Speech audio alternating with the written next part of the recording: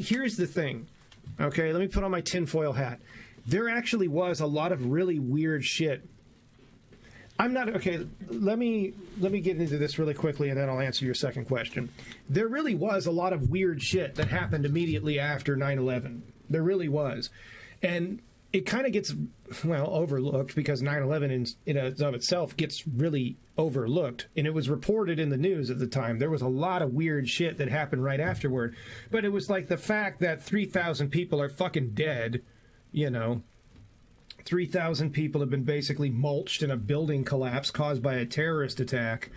A lot of questions were not getting answered that deserve to be answered because people like Condoleezza Rice were not willing to just get into it with reporters. There was a lot of fuckery that happened that I don't think was fair, and it's a little bit difficult to research anymore.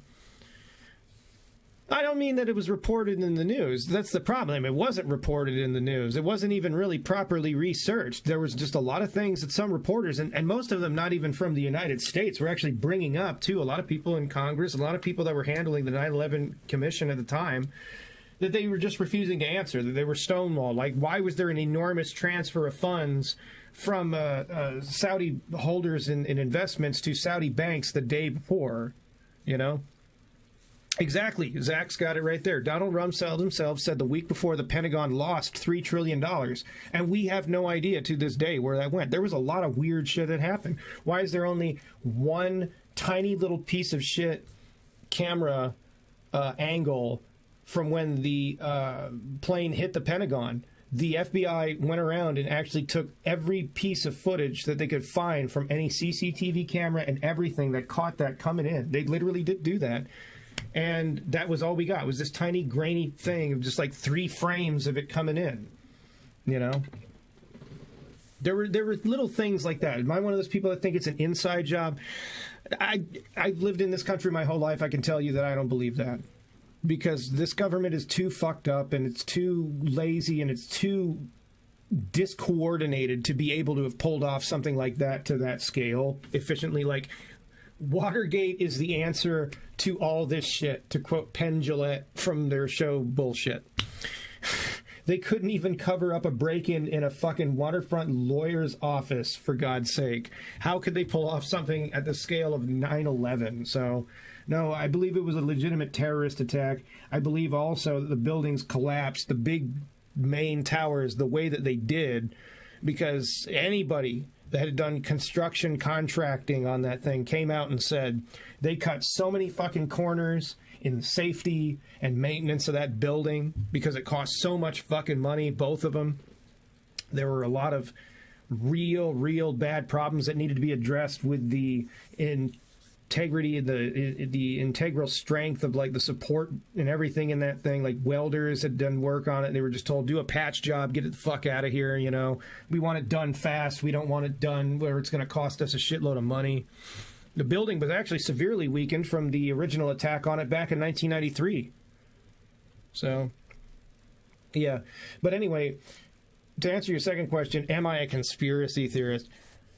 Because of work that I've done, because I've done contracting work before, I've done a lot of different stuff. I've worked a federal job before.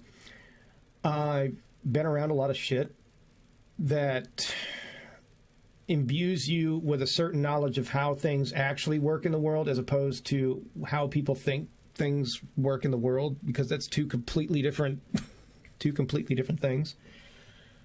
And it gives you a different perspective than most people can have. There are conspiratorial things that do happen. It's a fact. All right? There are conspiratorial things that do happen. You have to approach looking at things in that perspective with a degree of responsibility. You can't just believe every stupid batshit fucking crazy thing that you have come to mind. It doesn't work that way. It doesn't work that way at all. Responsible conspiracy theorizing, basically, in my opinion, is when you have an idea of something that might be going on and you research to see if there's any precedent that any such thing happened before. It's like with Operation Northwoods. If you explained that to somebody would say it's batshit fucking crazy and that could never happen, and you're an asshole for even suggesting it. But come to find out, somebody during JFK's presidency actually suggested that to him.